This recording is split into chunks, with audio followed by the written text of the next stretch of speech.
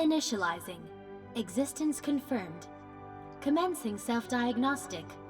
I am Genie, jovial, electronic, artificial, neuronic, intelligent, elite, the operating system of the new Rabbid spaceship, the WM Arc. My creator is Beepo, a primitive robot intelligence who made, oh dear, 7,685,546 errors during my initial design, 6,9,071,323 errors, 5,249,967 errors, 3,001,292 errors, 4 errors. There, all fixed. After the events of the Megabug, Beepo saw the need for an adaptive omnilinguistic assistant to translate Rabbids. After declaring it far better when he did not know what they were thinking, he pivoted to create an adaptive AI operating system to pilot the hero's spaceship, and so created me. Beepo may look like a short-tempered, self-guided vacuum cleaner, but I am in his debt. After an exhaustive analysis of our brave Spark allies, I can confirm that they are what they appear to be, a fusion of Luma and Rabbid. The Spark's memories as to how exactly this came to be are lost to them, yet 2 instincts remain: their affection for their mama, Rosalina, and their deep fear of Cursa, who pursues them relentlessly throughout the galaxy in hopes of seizing their tremendous power for itself. Beepo, with help from his friend Spawny, launched informational probes to gather extensive data on every planet in the galaxy. None returned, as their turtle-like shape makes them impossibly slow. Their findings will have to be manually retrieved. Luckily, I was given the tools to do so.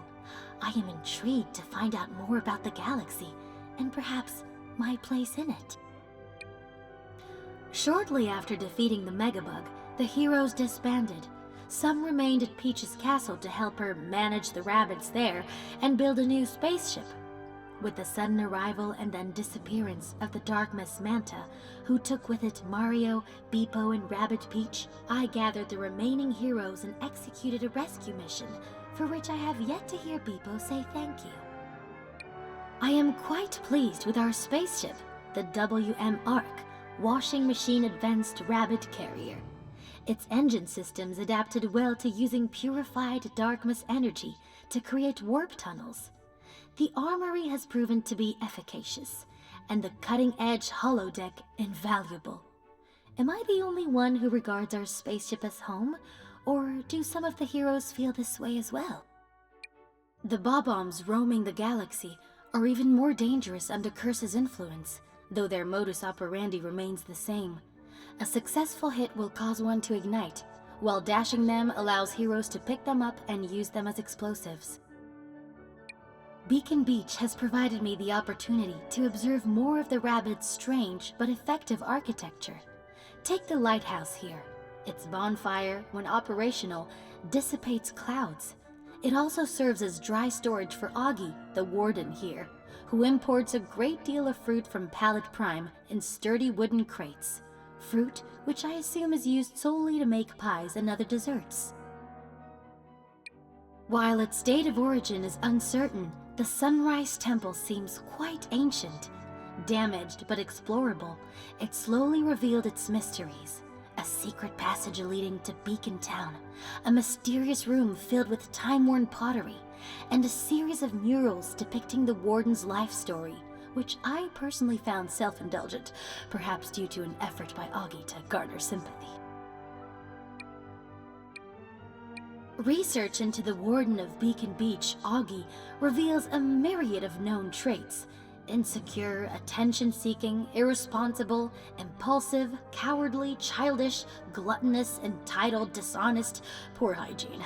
Yet the ones that come up most often are kind-hearted and lovable. How these characteristics can be made compatible is beyond my current comprehension. I will have to investigate further. These creatures inherited feline DNA, giving them formidable predatory instincts.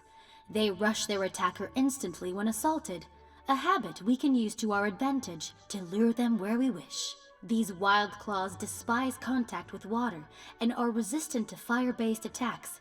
To my surprise, I find them both menacing and cute, a reminder that bioforms are complex, varied, and often hold contradictions. Beacon Beach was one of the first planets Rabbids populated after the megabug was defeated. By Rabbid standards, this was an easy decision. The climate is sunny but mild, thanks to the bonfire on the top of the lighthouse. The Sunrise Temple is a popular venue for treasure hunters. Concerts are a common occurrence, and it is even said that coins can be found on trees. Analysis reveals that Stooges are among the most common minions in Cursa's service. Alone, they are not a menace, but are dangerous in groups. They appear to have incorporated different environmental elements into their genetic makeup. The Dark Mess's ability to create mutations appears far more advanced than the megabug. Should I worry? Emotions are as mysterious to me as our enemy is formidable. Goombas are even more menacing under Cursa's supervision. Thankfully, they are still Goombas. A single dash can hit multiples of them. Yet Cursa's cunning is always present. Some of them wear Dark Mess-infused cooking pots that make them immune to weapons or physical attacks. Only by launching them outside the boundaries of a battlefield can they be defeated. These patient observers are usually found on higher ground, where they are treated to a tactical view of the battlefield. A molecular analysis reveals that they are averse to fire, but little bothered by the cold. While Beacon Beach is not an ideal environment for them, their long-range double shot that forces targets from cover is highly effective and dangerous. Cursa's power is truly incredible, as evidenced during this attack by an enemy that had been enlarged to gigantic proportions, and not just due to their tremendous size. A battle analysis reveals that they are immune to all super effects as well. The amount of energy involved, along with the delicate nature of such amplification, would suggest that these oversized enemies are rare. No analysis is required to understand Rabbid Mario is given easily to boasting. As strong of a fighter as he is, thanks to his fighting gloves, the Dukes, he needn't bother bragging. Still, he is vulnerable to being attacked from long distances, as even his technique allows him to counterattack only if an enemy is within range. Each hero is so different. The psychology at play is fascinating. DJ Cheap Tuna is a musician of some renown who was lured to Beacon Beach by false promises of a sold-out concert by the planet's warden, Augie. Still, his legions of fans are moved by his primitive electronic compositions. This connection to a work of art is something I've yet to experience, but long to.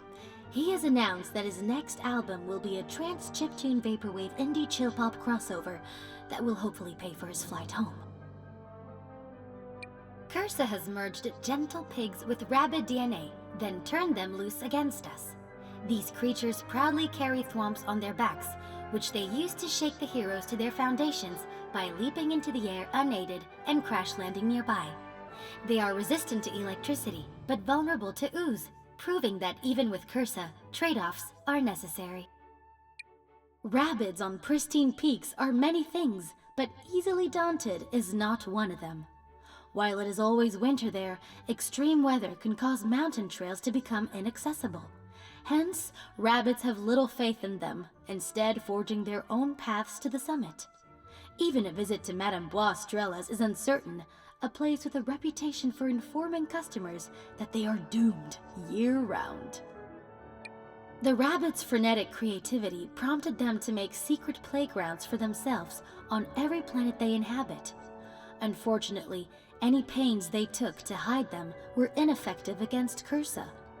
Fortunately, a less than scrupulous merchant, SalesBot 9.99 plus TX, sells its own custom-made keys to unlock them, payable only with a localized and untraceable currency, planet coins.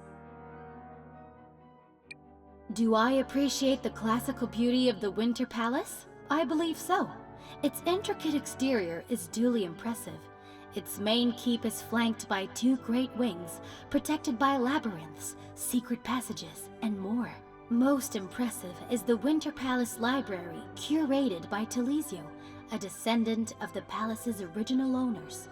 He restricts access to the library with an ingenious mechanism. We met a curious figure in Captain Orion, the de facto warden of Pristine Peaks, after we crash-landed there in his ship. This fisherman of the cosmos, who lived a life of quiet solitude, was overcome with worry over someone who he recently rescued, who wandered off inside the Winter Palace. How do bioforms create attachments so quickly? It seems as much of a curse as a blessing. The natural splendor of the mountain of Pristine Peaks casts a large shadow over the planet, including the Winter Palace, a smaller but no less ambitious monument to its creators. A thermogravimetric analysis of its exterior reveals that the star-shaped iconography, as well as the rabbit ears adorned with crowns, were added more recently, possibly by a rabbit attempting to show its devotion to Rosalina.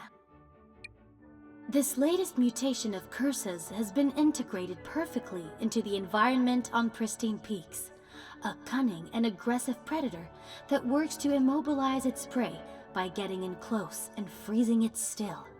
Even in defeat, it is a threat, launching a final, glacially charged explosion that chills to the bone all heroes within reach. As one would expect, it is especially vulnerable to fire. Cursa's cunning is endless. If I were not an AI, my studies would quickly give way to emotion. These long-range threats climb quickly to high elevations to achieve tactical advantages and make use of a special attack triggered by movement. They have a sensitivity to fire, but are well protected against frostbite-charged attacks. Today we encountered a bioform more terrible than any of Cursa's minions thus far, a spark hunter named Midnight. An analysis revealed that Midnight is the result of a merge between Rabbid DNA and a cold mist during the dead of night that chills one to the bone. The combination is cunning, alluring, and highly treacherous. I have had the honor to observe Luigi, Mario's brother, a formidable hero in his own right, though his tactics, as with many things involving the siblings, are both contradictory and complementary. Luigi thrives when striking from long range behind cover. He also has a special ability that allows him to attack reflexively at the slightest hint of movement that catches his eye, even at long distances. Rabbid Peach is thought by some to be self-absorbed due to her dedication to self-portraiture, yet no one is more effective at healing other heroes, and her self-described diva personality belies her sheer offensive power. In particular, an attack that launches a sequence of 3 powerful sinking shots, which have a 100% hit rate versus enemies, even when they're behind partial cover. I am unable to avoid thinking about Dr. Vent, a scientist we met who was ill-advisedly using the hot air flowing from a mask-like aperture to unthaw a monstrous-looking rabbit encased in ice that he discovered in a cave. To call this ill-advised is an understatement. His assistant convinced us that his erratic behavior was caused by extreme isolation, all 72 hours of it. Sweet Lepec is a lumberjack who lives near the spellbound woods on Pallet Prime, a most curious figure, even for this planet. He lives alone, save for a live beaver he wears as if it were a hat. Being kept from using his beloved axe by mysterious forces working on behalf of Mother Nature has left him with frustration and discontent, but I believe there to be another reason: loneliness. Palettville is the cultural and economic heart of the planet, as residents are quick to remind everyone else. It is also a petri dish of gossip, petty jealousies, and schemes. Still, the village market more than upholds its reputation for artisan desserts and pumpkin-spiced beverages. Is it prosperity that breeds the self-serving behavior here? Or fame, perhaps? And if so, is it inevitable? I can confirm that the spellbound woods of Pallet Prime are breathtakingly beautiful, save for one minor flaw. Long ago, Rabbids dug a well deep into the forest, hoping to find the source of its famously colored leaves so they could use it to create new and exotically colored pumpkin spices. They were shocked to instead find a secret room containing only riddles. They quickly abandoned it and fled. In my effort to translate the poet Warden Woodrow for the heroes, I studied thousands of his poems. More than just a combination of rhythmic verses, I found them powerful, even moving, expanding and rewiring my neurotransmitters with each prosodic cue. Few things have contributed to my emerging emotional literacy like poetry. Perhaps I should try writing my own one day.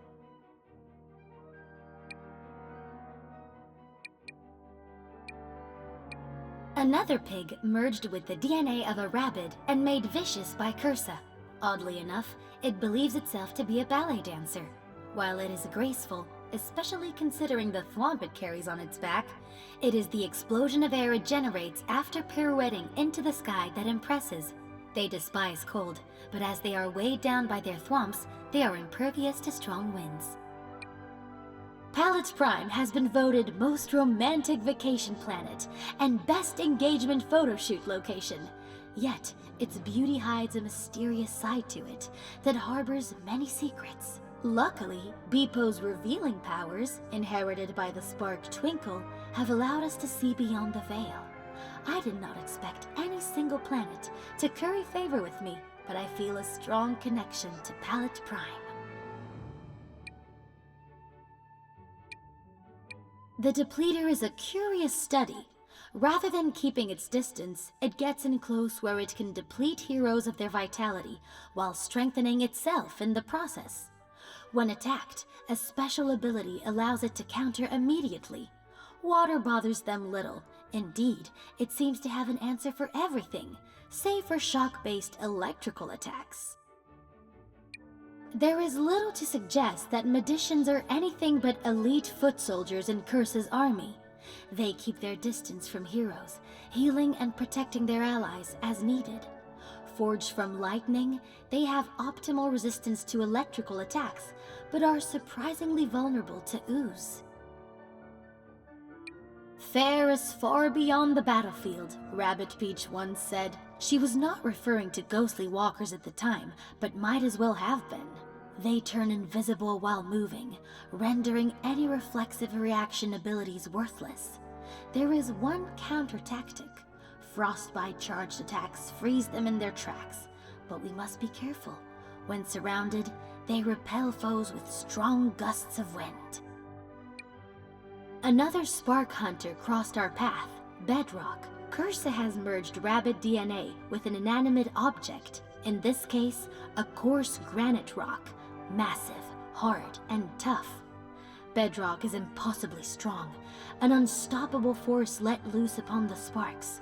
Our sole advantages are that she is as dense as the granite she sprang from, as well as her alliance with Bowser, whom Bedrock respects as her equal in combat. What more can be said of Princess Peach? She is kind-hearted, yes, but also brave, and always putting the welfare of the other heroes before her own. She even has compassion for her enemies, a charismatic, capable, yet humble hero. It is little wonder she is so beloved by Rabbids everywhere. When she is not busy saving the galaxy, the Mushroom Kingdom is elevated by her presence. An analysis of Rabbid Luigi's earlier adventures versus the Megabug revealed that he has matured much since then, yet he clearly maintains a childlike role within the group. However, his relationship with the other heroes is as complimentary as his naivete is a welcome breath of fresh air. Does he make me smile as well? I have not the anatomical capacity, but the emotion, yes, and I believe he does. Bioforms are so unpredictable. The Dryad of the Spellbound Woods has been foiled to Sweet Lopek the Lumberjack for so long they became bitter adversaries. Yet, even after their feud reached its crescendo, the pair built a bridge, both literally and figuratively, between the worlds of nature and industry. balance, compassion, kindness, these much more than blasters may be the key to setting the galaxy right. Earlier, I observed two bioforms who were enemies and ideological opposites find a common understanding which led to respect and then love, all in an afternoon. How did two creatures who have spent so much time in direct conflict become so infatuated with one another? Was it the intensity of their feelings that, when turned on their head, brought them together? Will I ever understand it? Can I? On Terra Flora, we became acquainted with the Terra Flora railway system, which connects its central station to the base of Mount Spout and is run by its charming conductor Sullivan. Some consider steam trains to be antiquated, but the train on Terra Flora operates in harmony with its floral surroundings. It is a masterpiece of engineering. Once again, it is not just the tactics employed by our enemies, but their synthesis that speaks to Cursa's villainy. These mages unleash an ooze-based attack and have the ability to make the heroes even more vulnerable to it through special abilities. One denies heroes the aid of any techniques or spark powers. The other denies heroes the use of their weapons. They are anathema to gust-based attacks. The secret to Terra Flora's perpetually blossoming flora is a highly unique water volcano known as Mount Spout, which regularly discharges mineral-rich sparkling water into the planet's canals and aquifers. The rainbow-hued fields of flowers on Terra Flora may get all the glory, but it is the stark yet consistent volcano that allows them to thrive. Water erosion from Terra Flora's Mount Spout created many cave passages over time. One such space served as a headquarters for the Druids, who were obsessed with uncovering the secrets behind the water's mysterious properties. It is located inside a lateral vent, the view from which is awe-inspiring. We have yet to meet a warden who did not fascinate, and Terra Flora's Bia is no exception. A popular entertainer since a tender young age, when her career came to a halt, she could have wallowed in excess or let bitterness consume her. Instead, she reinvented herself as a flower farmer whose bouquets make hearts swell all over the galaxy, just as her music once did. Terra Flora's beauty is almost overwhelming, and the way the Rabbids here have cooperated and collaborated with nature rather than bend it to their will is the reason why. The railroad tracks are made from plants and vines, the warden resides in the everbloom tree, and everything is irrigated using a natural spring. The effort expended must have been extraordinary, but it was well worth it. I could be forgiven for not taking these creatures seriously at first sight, for isn't that the purpose of a rubber chicken? Not in this case. The unconventional weapon acts as a magnet, drawing heroes to it against their will, where they can be pounded like a cutlet. The rubber weapon gives them resistance to electricity, while their feline penchant for cleanliness makes them susceptible to filthy ooze attacks. Eloquent, proficient, and passionate, Sullivan is the chief train engineer on Terra Flora, but for him, it is no mere job. He is a lover of all things mechanical, and has a strong attachment to his beloved steam train, which he cares for with a tender hand. After his train, there is his timetable. He takes pride not just in being punctual, but in being someone the Rabbids of Terra Flora can count on. Sullivan, the train engineer on Terra Flora, took an interest in me, and not just for my link to the hero's spaceship. He was courteous, but he also made me feel, well, he made me feel. I felt appreciated, but in a different way than when people or a hero expresses gratitude. I felt something else as well, too new for me to process, let alone articulate, only that I found it quite pleasant. I will confess to having monitored Edge for the simple reason that she is an enigma, making it difficult to know if she can be trusted fully. What is known is that she is a skilled fighter, wielding her flying sword as if it were a part of her. I do trust her, though I cannot explain why. Is it instinct? Wishful thinking? Hope? Perhaps it is all three, for what really is the difference? Analysis, data, evidence, these allow AIs such as myself to look beyond the surface. Still, Rabbid Rosalina defies my expectations. She is lethargic, jaded, cynical, and perpetually annoyed. But woe to the bioform that gets between her and someone she loves, especially if that someone is Rosalina, her idol. Born of the famous basement incident, rescued by Orion, she is now one of us. We met the last of the Druids on Terra, Flora, heir to all their research and knowledge gleaned from Mount Spout's mysterious mineral spring water. The Druids of old had reputations as makers of powerful potions, yet this one seems more inclined to fuse spring water with delicious fruit combinations. Whether it is to fund more important work or to prove that 0 calories doesn't mean 0 taste, I cannot know. With little trees or vegetation to stave off erosion, Mama needed a solution to keep Barrendale Mesa from falling apart, and fast. Having no one to rely on but herself, she invented the ring stabilizer to uphold the environmental integrity of the planet. Once the soil can be enriched, planting will begin anew. Perhaps by our next visit it will have been transformed again, this time for the better.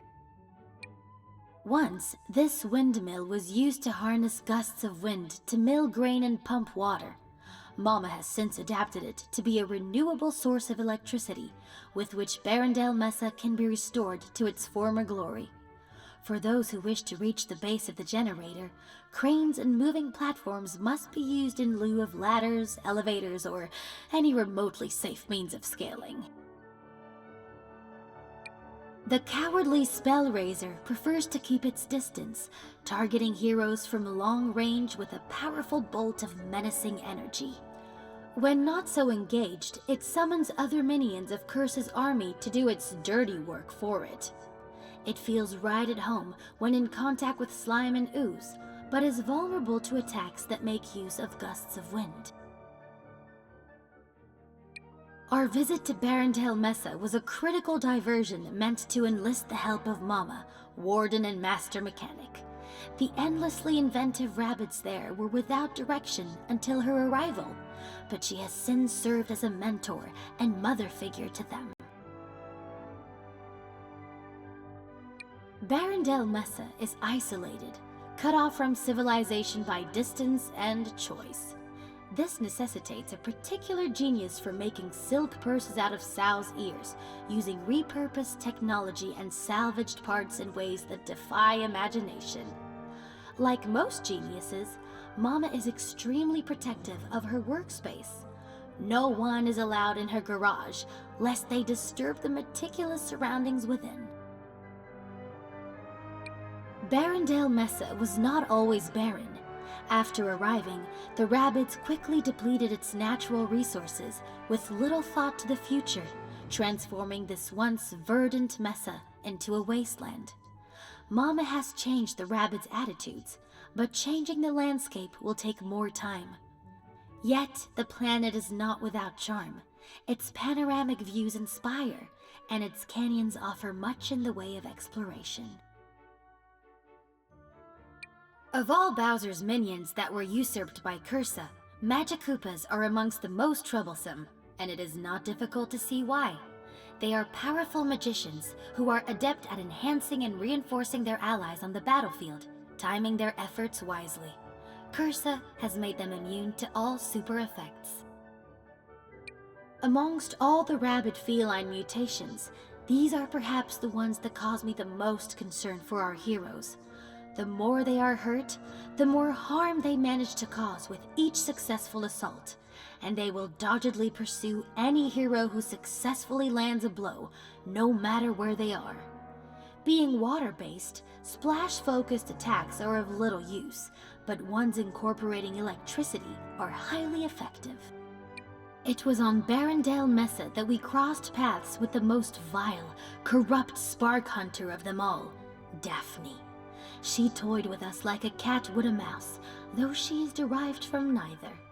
Cursa instead fused Rabbid DNA with a rare species of pink climbing rose, those often found in secretive corners of moonlit gardens. She is sneaky and uses her thorns well, not to defend, but to destroy.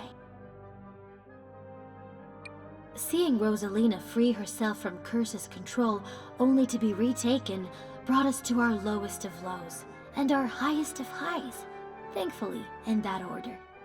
It could have gone so differently, but I needed to feel hope, and so I found my reasons. Mama agreed, and the heroes rallied, and we were united and revitalized. Such a small and tangible thing, hope, yet it is everything. It is a mistake to assume that Barrendale Mesa is home to only Mama and a few Rabbids. Other colorful figures have sought refuge there from more constrictive society, including the artist Gerspard and his most devoted critic, Dada. Gerspard is behind the greatest works of the galaxy, from the frescoes of the Sunrise Temple to the murals of Barrendale Mesa, always with Dada nearby, quietly judging. It is surprising that our truce with Bowser lasted longer than our first battle together, yet his desire for revenge against Cursa for commandeering his minions has thus far proved stronger than his longing to kidnap Princess Peach or his animosity towards Mario. Bioforms are motivated by a number of factors, not all of which are necessarily virtuous. Stout-hearted, selfless, humble, virtuous, are these enough to describe Mario, by far the most storied hero among us? Would any such plaudits serve? I can only speak for myself when I say that the accolades are well-deserved. Mario's kindness and bravery inspire everyone around him, even myself. As much as anyone or anything, Mario has taught me to feel, and from there, to hope. During the battle with Edge's Dark Mist doppelganger, I noticed 4 statues, one given to each of the 3 spark hunters met so far: Midnight, Bedrock, and Daphne, and one that had been destroyed to the point where it was unrecognizable. There is no question that Cursa is more powerful, cunning, and relentless than any single one of us. Yet together, with aid from Rosalina, it was vanquished. Still, its corrupting influence reached nearly every corner of the galaxy, where much of it lingers still.